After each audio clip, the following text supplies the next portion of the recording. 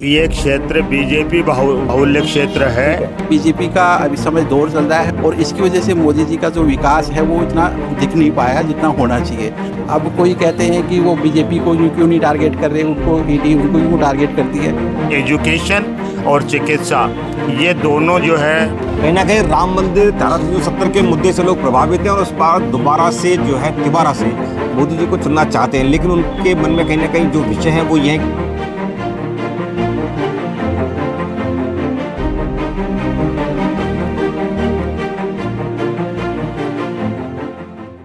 नमस्कार, मैं जितेंद्र गोयल, गैंगलैंड भारत में आप सभी का स्वागत है।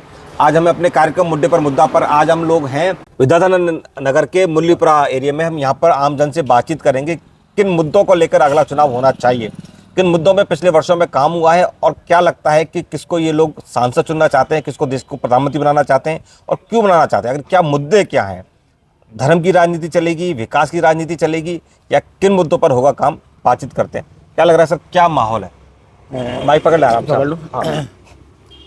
एक्चुअली ये क्षेत्र बीजेपी बाहुल्य क्षेत्र है और पिछले जो है चुनाव में सीताराम जी अग्रवाल जो विद्याधर नगर क्षेत्र से एमएलए के प्रत्याशी, कांग्रेस के प्रत्याशी थे और दिया कुमारी जी जो है बीजेपी के प्रत्याशी थी। अब उस समय जो है डेफिनेटली जो है दिया कुमारी जी को प्रबल बहुमत से जो है विजय मिली थी। अब सौभाग्य यह है कि सीताराम जी अग्रवाल आज ही बीजेपी की जो है सदस्यता ग्रहण की है। तो अगर ये मेरी राय ये थी कि अगर ये पहले कर लेते तो हो सकता था ये यहाँ से जो है एमएलए जो है निश्चित रूप से जीतते। और यहाँ तो जो है विकास की मान लो वर्तमान में जो सरकार है इससे बड़ी अपेक्षाएं हैं और ये जो है उस पर खरी उतरने की जो है उम्मीद लगाते हैं कि ये उस पर खरी उतरेगी। और निश्चित रूप से मोदी ने जो किया है देश का विकास, और चाहे वो धर्म का हो, सनातन धर्म वाला हो और दूसरे मुद्दे हों जिन पे जो है पूर्णतः खरे उतरे हैं, तो हम ये मोदी में दोबारा जो है विश्वास जताने वाली बात कर रहे हैं। जी, क्या लग रहा है सर, क्या माहौल है? एक्चुअली हमारा ये क्षेत्र है मुरलीपुरा स्कीम और इसके अंदर बीजेपी का ही है। इवन जयपुर पूरे ही अपने आप में जयपुर का ही गढ़ रहा है काफ़ी टाइम से, अभी भी है। और मोदी जी आने के बाद में बीजेपी का वापस इसमें पकड़ बढ़ती जा रही है। और चूँकि अभी विधानसभा चुनाव हो चुके हैं, लोकसभा का है, तो मुझे पूरी उम्मीद है कि बीजेपी हर हाल में यहाँ पर जीतेगी। हालांकि देखा जाए तो कैंडिडेट वाइज खाजरियावास जी का इसमें ज़्यादा लगता है, लेकिन चूँकि बीजेपी का अभी समय दौर चल रहा है और बीजेपी ही इस समय जितने भी अपने देश में विकास हो रहे हैं, अब लोगों को बहुत से लोग कहते हैं कि बेरोज़गारी बढ़ी है। मेरा मानना है कि बेरोज़गारी बेशक बढ़ रही है या बढ़ी होगी, लेकिन कोरोना के बाद में ये चीज़ें हुई है और इसकी वजह से मोदी जी का जो विकास है वो इतना दिख नहीं पाया जितना होना चाहिए। और इंटरनली इतना चेंजेज हो चुका है जो आम आदमी महसूस नहीं कर रहा। डिजिटल इंडिया के तहत मोदी सरकार ने इतना बढ़िया काम किया है कि आज हमें लग रहा है कि हम लोग काफ़ी आगे निकल चुके हैं। और अभी डिजिटली युग के अंदर देखा जाए तो अपने काम बैठे हुए घर बैठे आराम से हो रहे हैं और आराम से हो सकते हैं अभी भी। और अभी फ़िलहाल कुछ चीज़ों के अंदर अभी तक पूरा हो नहीं पाया, क्योंकि अभी भी अफसरशाही नौकरशाही है, उस पर लगाम नहीं लग पाई है गवर्नमेंट की। और गवर्नमेंट लगा भी नहीं सकती, क्योंकि पहले तो कम से कम सिस्टम तो बने, उसके बाद भी उसमें जो खामियां हैं उसको सुधारा जाएगा। तो अभी जैसे जीएसटी आया, जीएसटी में भी कलेक्शन बढ़ता जा रहा है, तो राजस्व एक बड़ी जिम्मेदारी होती है सरकार की, किसी भी सरकार के लिए। अब इसके अंदर वो क्या क्या आम जनता को राह दे सकते हैं, ये विषय है। फिलहाल यहाँ जो मुरलीपुरा स्कीम की बात आती है तो मुरलीपुरा स्कीम में विकास के नाम पर काफ़ी चीज़ें अभी बाकी है। मसलन आपका यहाँ जैसे पानी की समस्या है, तो पानी तो गर्मियों में थोड़ी समस्या ज़्यादा रहती है। बाकी सड़कों का काफ़ी डेवलपमेंट हुआ है और अभी भी थोड़ी मैं उम्मीद करता हूँ कि सरकार से कि नेशनल हाईवे है, यहाँ पर बाईपास है, इसके आसपास में काफ़ी गड्ढे थे, तो मैंने काफ़ी नोटिस पहले भी सरकार से नोटिस में दिया था, तो उस पर काम हो रहा है। तो अभी जैसे कि दिया कुमारी जी यहाँ से विधानसभा क्षेत्र से जीती है और हमें पूरी उम्मीद है कि वो अपनी पूरी लगन से लगी हुई हैं यहाँ पर इस क्षेत्र में। वो हर 15-20 दिन के अंदर दौरा भी करती हैं, देखती भी है, लोगों से सलाह मशवरा करती है क्या समस्याएं हैं, उनके ऊपर क्या एक्शन हुआ कि नहीं हुआ। तो मुझे पूरी उम्मीद है कि इस बार भी बीजेपी लोकसभा में पूर्ण बहुमत से, जैसे कि 400 पार की बात कर रहे हैं, तो 400 पार भी नहीं है तो लेकिन 400 से लगभग रहेंगी, इसमें कोई दो राय नहीं है। और रही सवाल, अभी भी कई लोगों को रहता है कि अभी कई मुद्दे आए हैं, जैसे आम आदमी पार्टी का समझो ऐसे, तो इसमें क्या है कि मोदी सरकार अपनी तरफ से अफसरों को पूरी छूट दी है, इसलिए ये चीज़ें हो रही है। अब कोई कहते हैं कि वो बीजेपी को क्यों नहीं टारगेट कर रहे, उनको ईडी उनको क्यों टारगेट करती है। तो अभी तो सरकारें रहती है तो सबको पता है कि सब अपना बचाव करके चलते हैं। तो मेरी नज़र में अभी बीजेपी पूर्ण बहुमत से आएगी और मोदी जी ही नेक्स्ट पीएम होंगे, ये मुझे पूरा विश्वास है। जी, आपको क्या लगता है साहब, क्या क्या माहौल है देश के अंदर? देश में माहौल तो बीजेपी का है। क्यों लगता है आपको ऐसा माहौल? क्या किन मुद्दों पे काम हुआ है? सरकार अच्छा काम कर रही है, इसमें कोई शक वाली बात नहीं है। मुद्दे बताएं एक दो। और मुद्दे तो सारे ही हैं, मुद्दे तो जो काम किए उन्होंने सारे किए हैं। धारा 370 भी हटाई है जी, इसके अलावा जो समाज के ताने बाना था, पुराने कानून वगैरह जिनका कोई औचित्य नहीं था, वो सारे हटा करके और अच्छा काम किया है, इसमें कोई शक वाली बात नहीं है। और आने वाली भविष्य में शायद हम उम्मीद करते हैं उनसे अच्छे काम की। जयपुर से कौन सांसद बनने जा रहा है आपके हिसाब से? देखो, उम्मीद तो बीजेपी से ही जाएगी, जहाँ तक वहाँ तक शर्मा। अच्छा, आपको लग रहा है, जब पता है आपको बीजेपी का टिकट किसको मिला है जयपुर से? सुमन शर्मा, क्या नाम है उनका, मंजू शर्मा। मंजू शर्मा जी को टिकट मिला है। और किन मुद्दों पर आपको लग रहा है काम होना चाहिए था, या किन मुद्दों पर आपको लग रहा है कि बेसिकली काम हुआ? देश विकासशील की मतलब विकास की तरफ जो है विकसित देश की श्रेणी में आ रहा देश की तरफ आगे बढ़ रहा है। है। अभी विकासशील था और अब विकसित देश की श्रेणी में आ रहा है। आज मतलब भारत का विदेशों में डंका बज रहा है, वो सिर्फ नई सरकार यानी मोदी सरकार की वजह से ही संभव हुआ है।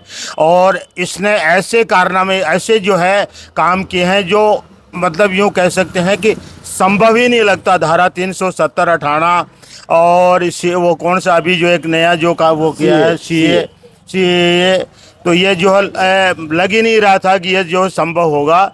लेकिन इस सरकार ने बड़ी शांतिपूर्वक और देश में किसी भी तरह का कोई जो है कोई मतलब वातावरण खराब हुए बिना जो है उनको हटाया है। और बाकी जो है देश के विकास की तरफ पूरा जो है सरकार पूरी तरह से अग्रसर है। और मतलब ये कह सकता हूँ कि निश्चित रूप से ये सरकार जो है दोबारा आनी चाहिए और मेरे राय में ये दोबारा सरकार आएगी। मतलब अगले 5 साल में किन मुद्दों पर काम होना चाहिए? सरकार को एक तो टैक्सेशन में काफ़ी सुधार करना होगा। लोगों की बेसिक नीड्स है, रोटी कपड़ा और मकान, इनके ऊपर बहुत समय से काम होता आया है और अभी काफ़ी होना बाकी है। हर आदमी को अपनी छत मिले, इसके लिए सरकार की एक योजना होनी चाहिए। हर आदमी का अधिकार है पानी का। तो मैं बचपन से देखता हुआ आ रहा हूँ कि हर सरकार बोलती तो है कि पानी पानी पानी, मतलब हर घर तक पानी पहुँचेगा, पानी पहुँचा, लेकिन पानी है नहीं।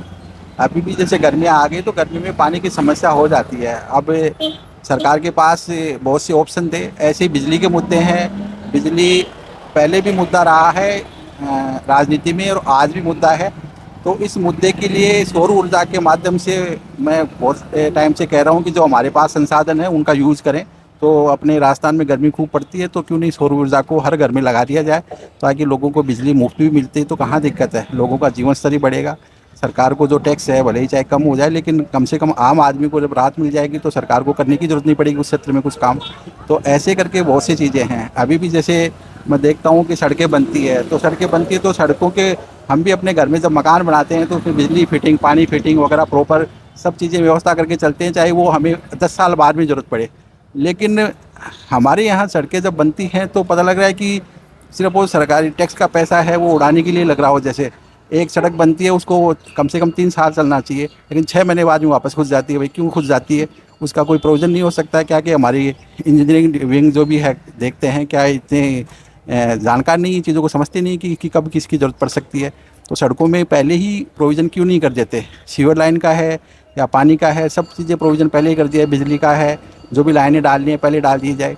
तो ये चीज़ें हैं, सब कुछ जानते हैं, उसके बावजूद भी हमारे जो नौकरशाही है वो प्रॉपर काम नहीं करती, और करती हैं तो जो भी है सामने होता है, दिख रहा है। तो थोड़ा सा मेरा यही सरकार से मैं उम्मीद करूंगा कि आने वाले समय में एक तो टैक्सेशन कम करेंगे, दूसरा ये जो लोगों की सुविधाएं हैं वो बढ़ाएंगे। तो आमजन को जब सुविधाएं मिलेगी तो नेचुरली सरकार का नाम अपने आप ही और देश विकसित राष्ट्र की श्रेणी में आएगा। और अभी भी मोदी जी अच्छा काम कर रहे हैं, और अभी बस ये है कि अभी फ़िलहाल उनको नौकरशाही को पूरा सपोर्ट दे रखा है। थोड़ा सा उनके ऊपर लगाम कसने की ज़रूरत है ताकि वहाँ गड़बड़ नहीं हो, क्योंकि अभी भी भ्रष्टाचार ऐसे नहीं कि कम हो गया मोदी जी आने के बाद में। डिजिटलाइजेशन हो गया, लेकिन डिजिटलाइजेशन वो अप्लाई तो वही कराएंगे ना, तो वो कराने के लिए कुछ ना कुछ खामियां छोड़ देते हैं। लोग जैसे ऑफिस में जाते हैं फिर लेन देन की बात हो जाती है, तो थोड़ा बहुत ही इसके ऊपर ध्यान देने की ज़रूरत है। किन मुद्दों पर अगले 5 साल में काम होना चाहिए? मतलब मेन तो बेसिक जो चीज़ें हैं, मैं ये कह रहा हूँ कि चिकित्सा के क्षेत्र में जो है काफ़ी अच्छा वो होना चाहिए।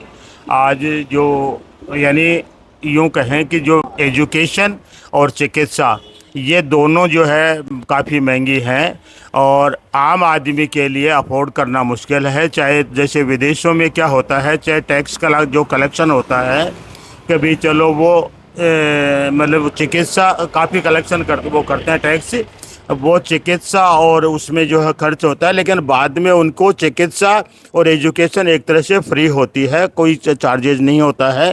तो भारत में भी इस दिशा में जो एजुकेशन और चिकित्सा में जो है काफ़ी सुधार होना चाहिए, क्योंकि बहुत सारा पैसा जो है इसमें कभी व्यय होता है और आम आदमी जो है इलाज कराने में भी जो है इलाज और अपने बच्चों को आगे पढ़ाई जो है शिक्षा के क्षेत्र में पिछड़ जाता है, नहीं करा पाता।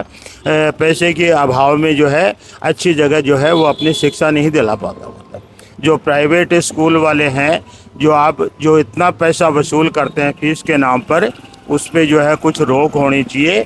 या फिर जो है सरकारी स्कूल इतने जो आजकल हो रहे हैं कि चलो अच्छे स्कूल हो रहे हैं, तो उनमें जो है मतलब एक मिनिमम जो है फीस हो, जिससे हर आदमी जो आम आदमी जो है अपने बच्चों को जो है शिक्षा दिला सके। और चिकित्सा के क्षेत्र में भी ऐसा ही होना चाहिए।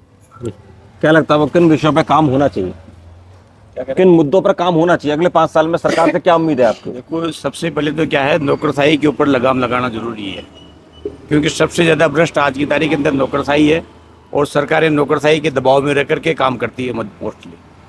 तो ये सुधार होना चाहिए। नौकरशाही का कोई भी काम हो वो इनको जिम्मेदारी तय करनी चाहिए इनके ऊपर। जैसे भ्रष्टाचार हुआ या कोई भी काम करवा रहे हैं उसमें इनका कमीशन हुआ, उसके बावजूद घटिया निर्माण सामग्री हुई, जैसे रोड रहे ट्रांसपोर्ट इनके अंदर, तो ये चीज़ें करना जरूरी है, तभी देश आगे बढ़ेगा। और नौकरशाही का बहुत बड़ा एक योगदान रहता है विकास के अंदर। कहीं ना कहीं राम मंदिर धारा 370 के मुद्दे से लोग प्रभावित हैं और उस बार दोबारा से जो है तिबारा से मोदी जी को चुनना चाहते हैं, लेकिन उनके मन में कहीं ना कहीं जो विषय है वो ये है कि कहीं ना कहीं एजुकेशन सिस्टम पर, चिकित्सा के क्षेत्र में, नौकरशाही पर और खासकर टैक्सेशन पर जो है ना कहीं ना कहीं देश में अभी काम होने की आवश्यकता है। उनको लगता है कि अब इन मुद्दों पर आगे बढ़ना चाहिए। विकास की जो रफ्तार है उसमें कहना कि धर्म अपना मुद्दा है, लेकिन इन विषयों पर अब कहीं ना कहीं काम होना चाहिए। ये थे हमारे साथ में मुरलीपुरा के लोग जिनसे हम बात कर रहे थे अपने मुद्दे से मुद्दा कार्यक्रम पर। बहुत बहुत धन्यवाद।